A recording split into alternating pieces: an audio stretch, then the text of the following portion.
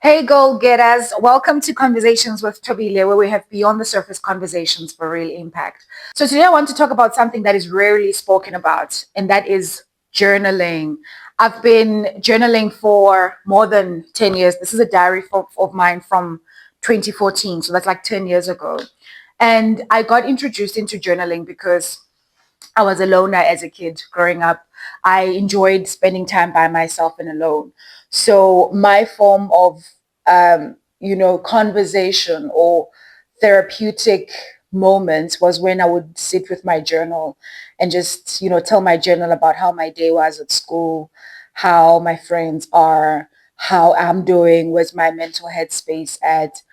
And the more I did it and the more familiar I became with it, the more in love I fell with it. And the more I kind of understood the impact that it had on my mental and emotional well-being. Because it's not everything that I was able to articulate from what I was feeling. It's not everything I was able to articulate and be able to tell a person, oh, this is how I'm feeling, or this is what this made me feel. But with the journal, what I would be able to do is I would be able to sit down, sit with my thoughts, be real, authentic, and intentional about what I'm trying to project out. And then I would just write with the freedom that no one else is going to read this beside me. So I can literally pour my heart out into this thing without any fear of judgment, without any reservation. So it was my form of letting go and healing when I write my disappointments. It was also my form of dreaming because I would write my vision and like what I want to achieve and where I see myself because I've always been such a big dreamer. I've always wanted to achieve a lot of things. I've always seen myself become better and progress in life. And so my journal would be that instrument that I would use to, write out my visions for the year. So I would buy it when the year starts. This one, for example, this is 2014. And so it's got January to December, right?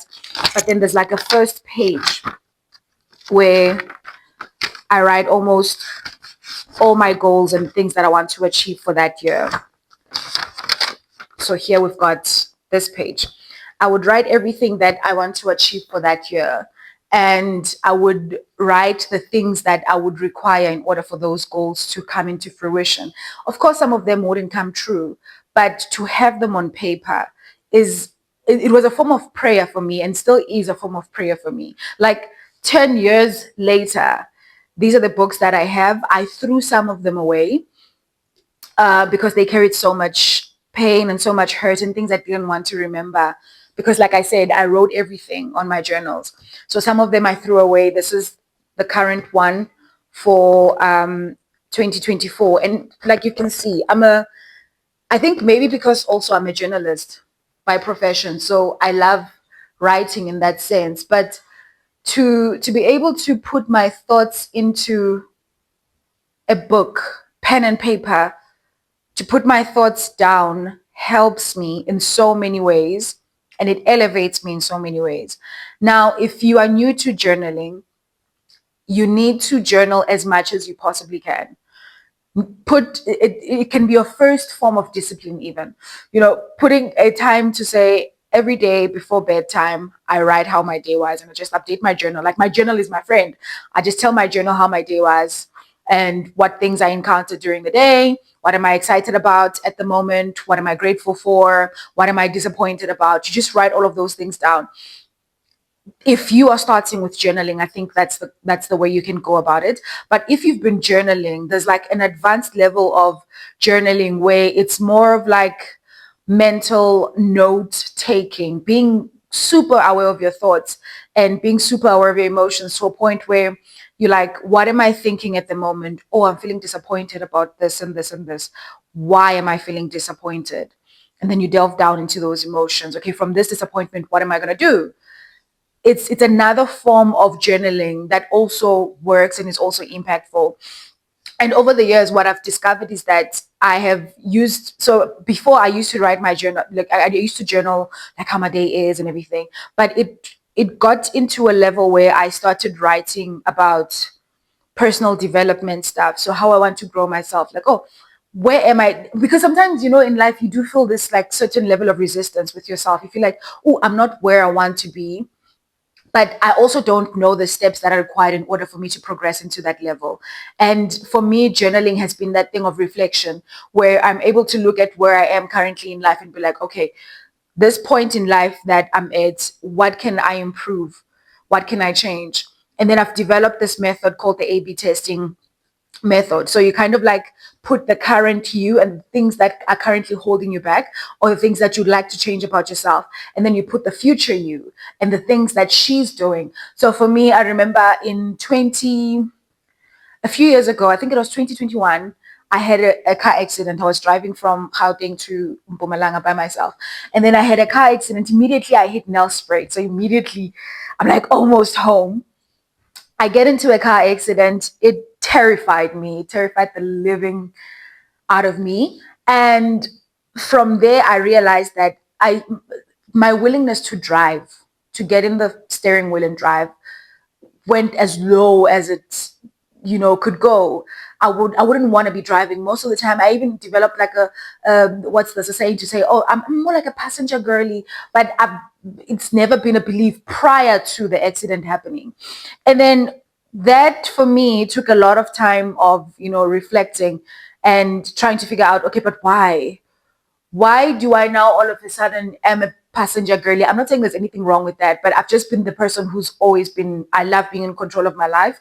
I love being in control of what happens in my life. So it didn't make sense that a person whose mental state is loving control and like being able to be in full charge of my life, all of a sudden I'm now a passenger girly, meaning I prefer to be driven.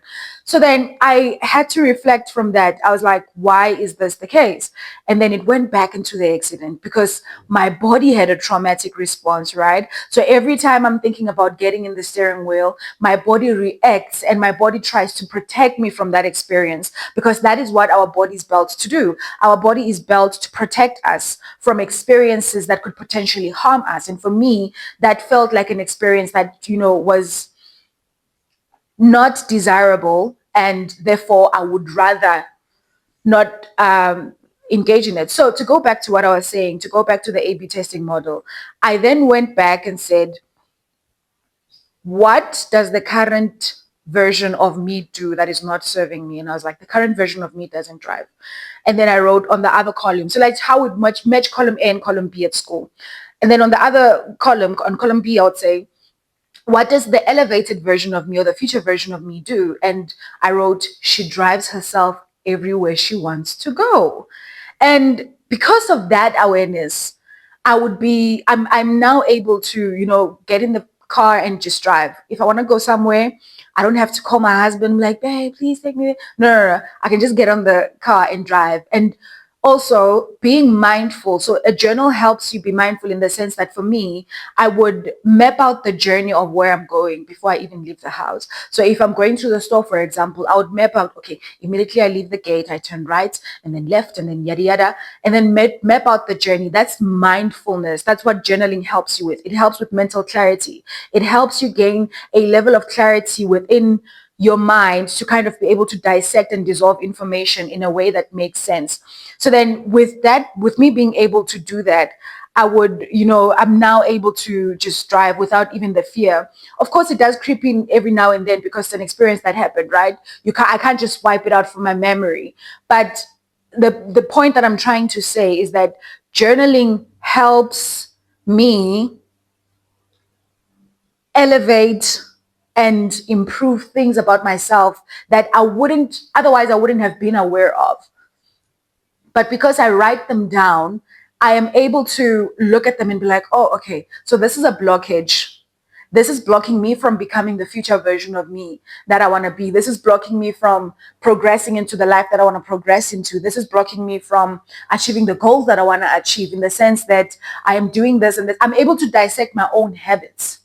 And then I am able to, from that, let me see if I can actually find the A/B testing. And from that, I am then able to, whew, yeah, my journals look like this. From that, I'm then able to heal and to choose an alternative. So I'm able to choose, this is the person that I would rather be. This is the person I decide that I'm going to be, instead of this person that I've been operating, or this mindset that I've been operating under. So it's mostly just journaling for awareness and journaling for intention to change, intention to improve, and intention to become better versions of ourselves. So if you haven't been, I can't find it now. I don't know which book, which journal it is in, and you can imagine.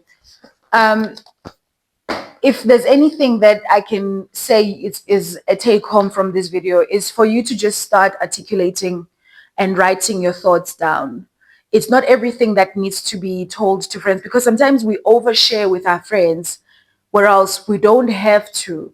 If we were, what oversharing is that you've got so much in your head that you want to let out, and then you use other people as portals to let that information out. Whereas if you could use a journal, if you could use any form of writing, or even recording your voice on a phone, if maybe like you're not a writer and you don't like writing, but if you could use some form of expression with intention, so you express your emotion with an intention to do something about it, with an intention to improve if improvement is needed, with an intention to heal if healing is needed, then you will avoid oversharing with your friends, because sometimes we share things that are very profound and very deep and very personal to us, that can shape the other person's perception of who we are without us being even aware of it. So journaling does work. It does help. Write as much as you can. Don't leave any detail about yourself. It's like when you're studying a subject, right? Study a subject, you study yourself. That's the kind of methodology. With journaling, you're just studying. It's the study of self. You're trying to learn and understand your emotions. And don't even rush to read your journal entries. Take time with them. Let them sit down. Because sometimes I've realized, like, I would read my 2014 journal and realize that, damn, this girl has had the same dream all these years. My dream has been very consistent in all my journals. When I write my New Year's resolutions, there's this big vision that I would write, and it's been the same dream throughout the years because I carry it with me. And the fact that it's written down means I never forget it. So when I go back and read my journals every now and then, I remember this thing. So if you journal already, I would be interested to kind of hear your journaling approach and how that has helped you over the years. If you haven't started journaling, please tell me why. From me to you, it's nothing but love. I'll see you on the next one. Mwah!